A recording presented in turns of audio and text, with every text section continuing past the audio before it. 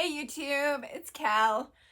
I just thought I would pop on and do another fun little psychology video that I feel like is kind of Psych 101 for some people, but it's always good to be reminded. It's always good to like teach some of these basic things because I feel like a lot of times in families we, can get, misunderstand each other because of things like defense mechanisms. So we're going to talk about it. And also because when I worked in the addiction treatment center world, defense mechanisms were so important to identify.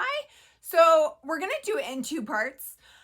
One, because I just feel like it's more, I think we can kind of only keep our attention sometimes for so long when someone's talking, but also because my storage is kind of like wonky right now, and so we're gonna just like see if we can get one out, and then I don't know what's going on. I gotta fix it, but I haven't done it yet.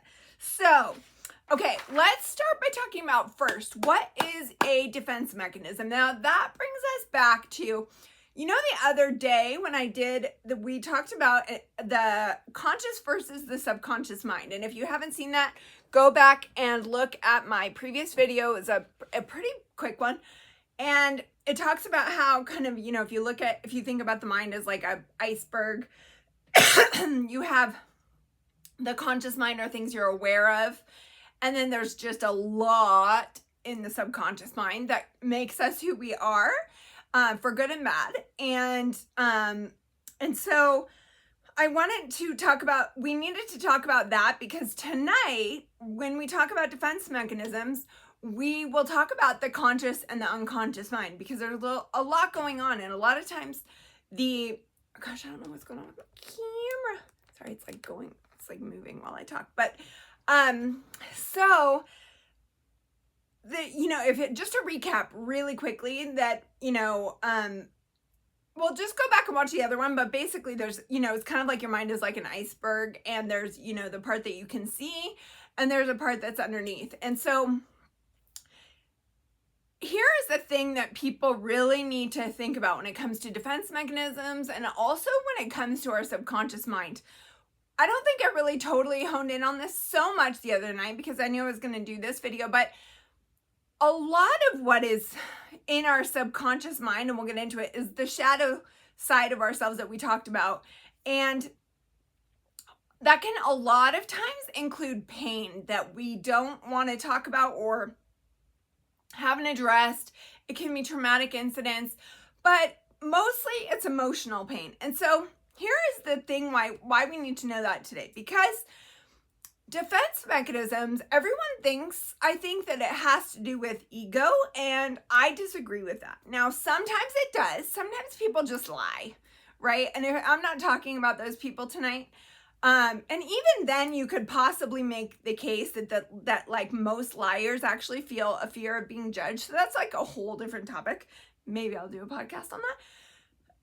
Because a lot of times liars learn to lie in their childhood, but that's a whole different thing because they thought it was safer. But anyways, that's a tangent. Let's get back to, okay, so defense mechanisms essentially exist to protect us from to help us deal with the only amount of emotional pain that our psyche can handle at one time. So if our psyche gets overwhelmed, or you could say soul or whatever you believe in, gets overwhelmed with too much pain, it can shove things down into the subconscious. And when that happens, defense mechanisms come up. So we're going to talk about what kind of things those, and why are they called defense mechanisms? Because they defend us a lot of times from pain and feelings that we do not want to acknowledge. So that's what everybody first needs to get for tonight, is that defense mechanisms are not typically about ego. They typically are about defending the person from a certain amount of pain when they're overwhelmed by pain. So then they, kind of like, they're like, I can't deal with that right now, or that's too much sadness for me, or it's too much, anger, whatever it is. I'll just shove that down and we're going to redirect it in some other way. Okay. So let's first talk about one of the defense mechanisms is called, the first one we'll talk about is called repression. And I have a little cheat sheet in front of me. I'll be referencing it, from time to time. But there's also some stuff not on the cheat sheet that I'll talk about. So basically, the first one is called repression. And everybody has used the word repressed at some point in their life. And what I have, one of the definitions I have is basically like you push whatever is quote unacceptable to you into your subconscious mind and pretend it's not there. So we talked about the shadow side the other night or a little while ago, and repression is a really good example of that.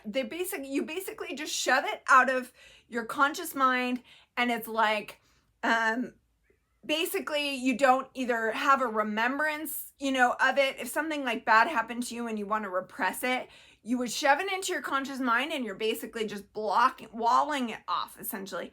That's my cat. If you can hear my cat. But she's saying hi. So, okay, I would let her in, but she is actually gotten anyways, it's a whole different tangent. I won't go off. But so basically, repression is shoving something in, again, what I would call the shadow side or the unconscious or whatever, and essentially blocking it off. You could even go into, and disassociation is a whole different one we're not going to talk about, but disassociation would be like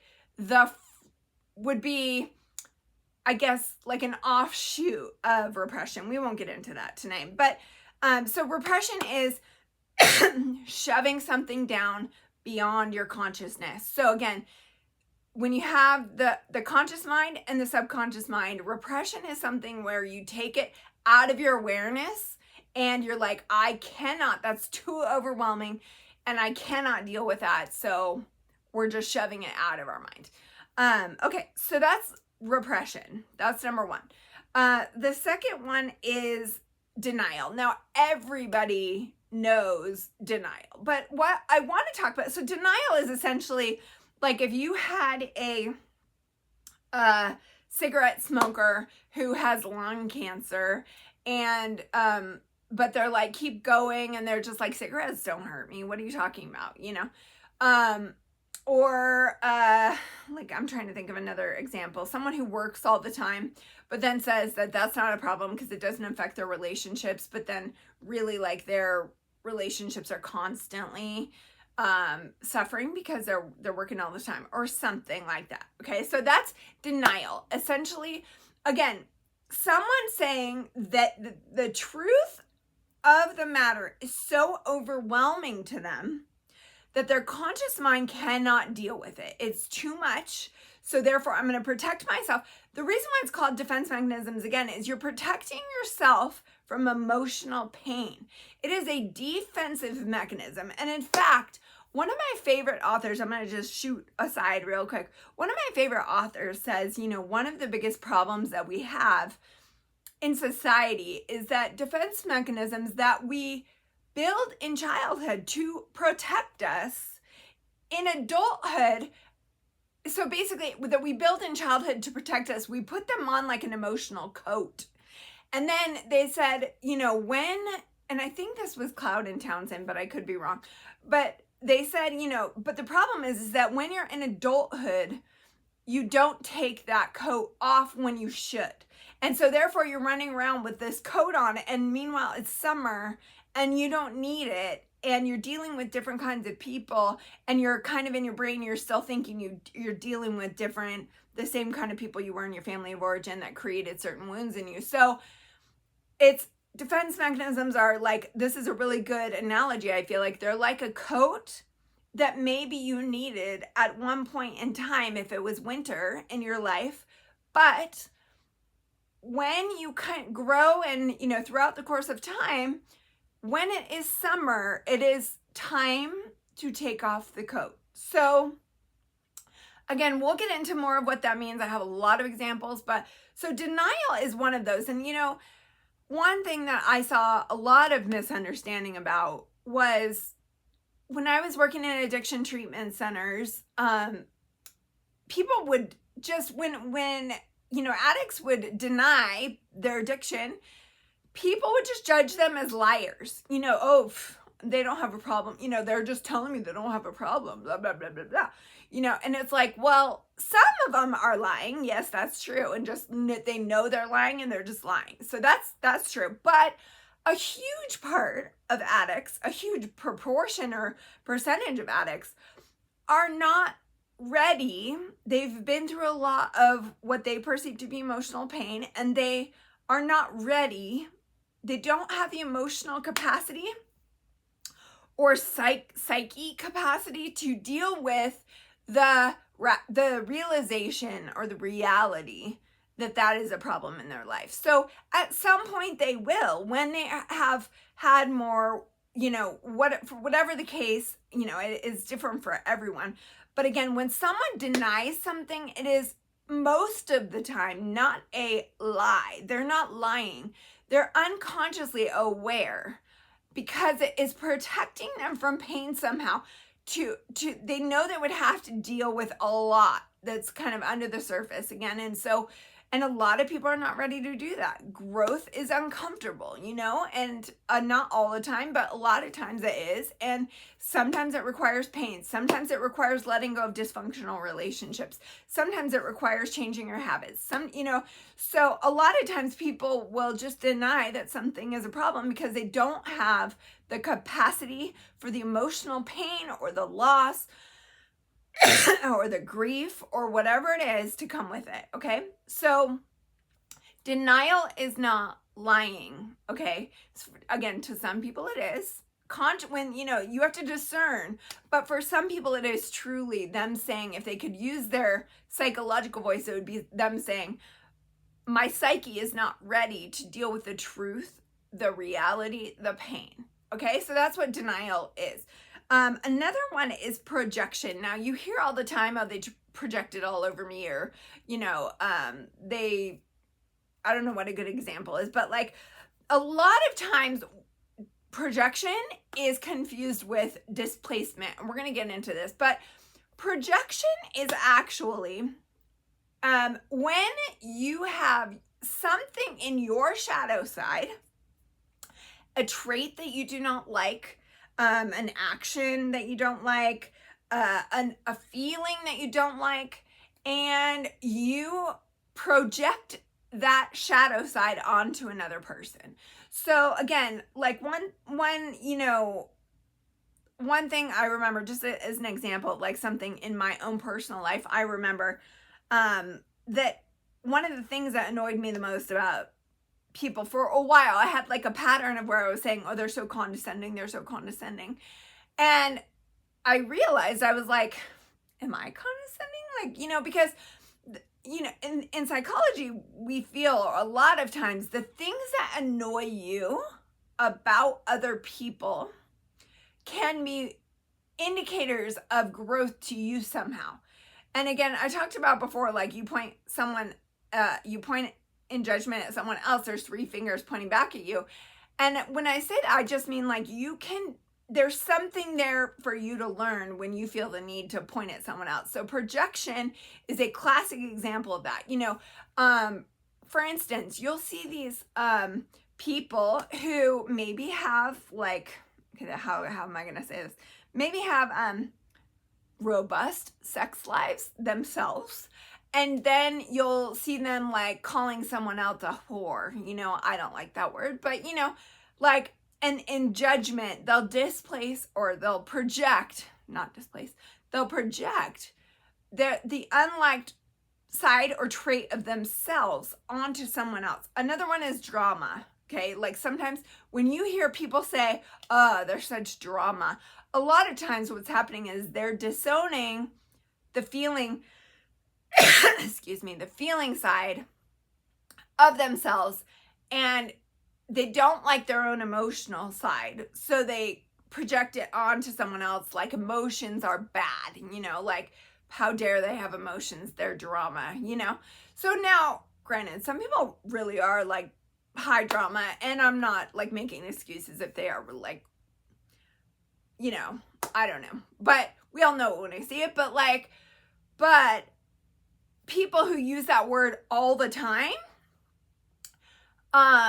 is, there's still some kind of judgment you have on someone else for having like an emotional life, especially if it's one thing to call one person drama, but if you are doing that with, 20 people or 20 exes in your life, like, you may want to get to know what's in your shadow side. There may be a very emotional side that you don't like, that you are projecting onto someone else, okay? So the last one we're going to talk about tonight, because we're already at like 15 minutes in, is displacement. Now, this is where the difference between projection and displacement, a lot of times people use those like in kind of confuse them, but displacement is when you take feelings from one situation and you put it onto another situation. So like a very good example of displacement is, you go to work, you accumulate anger towards your boss throughout the day. Maybe they're a jerk and they condescend to you, or like maybe they're just, I don't know, you just really don't like them, or they are actually mean to you, or whatever. And so you accumulate that anger towards them, and yet displacement is when you would come home, say, and put all that anger onto your wife or your husband or your child or your parent. So, or God forbid, your animals or something like that. But like, so the point is, you take the anger that should be directed towards source A, and then you put it towards source B, which that is displacement. Now, obviously the word is like, you're misplacing where the source of the anger should go. So, and also usually where the communication should be with source A, you're not doing that. And so you're displacing it onto source B. Okay, so that's all we're really going to talk about for tonight, but I do have more of them. We're going to talk about at least 4 more, probably more will come up in my mind, but at least 4 more in my next podcast. But I just wanted to, again, this is like just a place where you can come and get kind of Psych 101 from someone who has been a therapist for 20 years. And I hope it to be very like easy to explain kind of terms, and people who maybe have never been to therapy make it a little less stigmatized, and also just help you understand yourself a little more. Maybe you never go to therapy, but maybe you just watch, free videos online. That's cool. But just educating yourself on the basics of some human psychology. Of course, therapy is a radically different, let me be clear here. Therapy is a radically different experience than what I'm doing. What I'm doing is called psychoeducation. So, and that can be part of therapy, but obviously me teaching online is kind of like a very one-way me to you experience, right? And good therapy is actually the opposite, where it's a lot the client talking and self-exploring and figuring out who they are, and then the therapist kind of provides a safe place for that to happen, and also kind of, does some psychoeducation, does give their feedback or whatever. But a huge part of therapy, where in comparison to what I'm doing right now, is therapy just provides a safe place for someone to explore themselves, talk out loud, feel like maybe unacceptable parts of themselves are actually accepted, and maybe they just get to process some confusion in their life. So, okay, that's all for tonight, and we are going to follow this up with a part 2. So this will be part 1, and we're going to follow it up with a part 2 with more defense mechanisms next time. But I hope maybe you get to know a little bit about yourself or your family members or whatever it is through some of these videos that I just teach from my accumulation throughout the years.